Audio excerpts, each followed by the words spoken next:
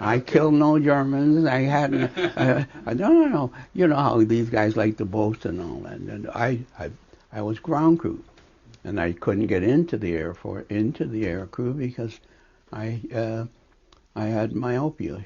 Sure, that's why I wear glasses. I found that, like everybody else, all my friends were joining up, etc., etc. And as as a young man, I thought, well, what would you like to do? What would I like to do? But then I thought about it, and being very good in math and that kind of thing at the high school, I thought, well, I'd like to be a navigator. That's why I wanted to be in the Air Force. And I was sort of surprised. I was started going down in, the latter part of just after, I'm trying to think of the DF at that time. Around then, I started to go down to Bay and Wellington. That's where the recruiting station was. And the first time the recruiting officer just said, no, sorry, we don't take you people. And I came home and I spoke with my dad, and he said, well, you should know, I was just a kid then, he said, but in the first war, he came to Canada from Barbados during just around the time of the first war. And he said black people had a very difficult time joining the army in those days. But in any event, the first time he turned me down, I was determined, and I used to take the streetcar over to Bay Street and take the Bay car down to Wellington, get off and go in there once a month. All through 1942, and around the fall of Stone, I finally convinced somebody to let me fill out. In those days, you had to fill out an application, and you have all of this, by the way. And you fill out the application and you bring it back, etc.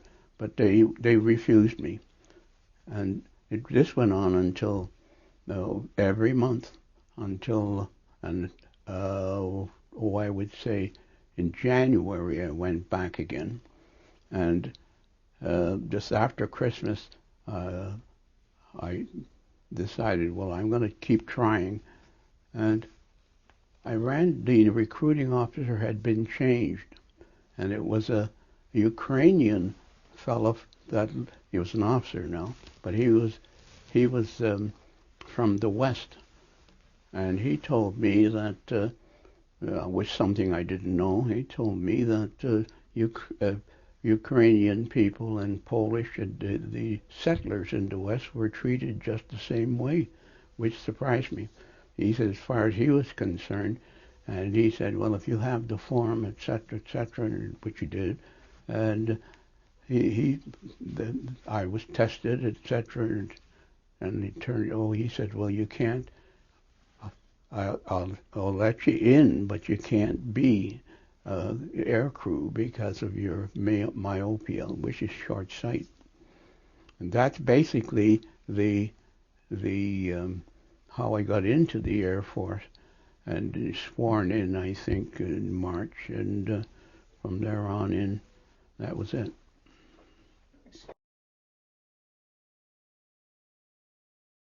First of all, the bombers were in little small groups spread all over the place. It wasn't one big station, etc. So I'm trying to think of the name of the. We got we disembarked in Greenock, Scotland, and the train took us all the way down to Bournemouth, and then after a few days, that was a Manning Depot area apparently. Another train took us all the way back up to Yorkshire, where the Canadian Air Force was stationed, 6 bomber group, and You didn't when you just come by yourself. Well, there was 3 or 4 different fellows on the posting, and it's it's confusing. You don't know where you are. You have the slightest idea what's happening. You get off the train, and I'm trying to think of the name of the station, Luton, but anyway, it was one of the stations, and then from the station, you get posted. When I say posted, some truck takes you to the little small where there's maybe 5 or 6. I can't remember how many bombers, but they had satellite stations all around in case, because apparently in the first part of the war the Germans had bombed England, etc. So this is scattering the airplanes around was in little sections, etc., etc. was for there was a reason, but in any event, it was just like after you got it settled, etc., etc. It was just almost like working in a factory. I mean, it's a job.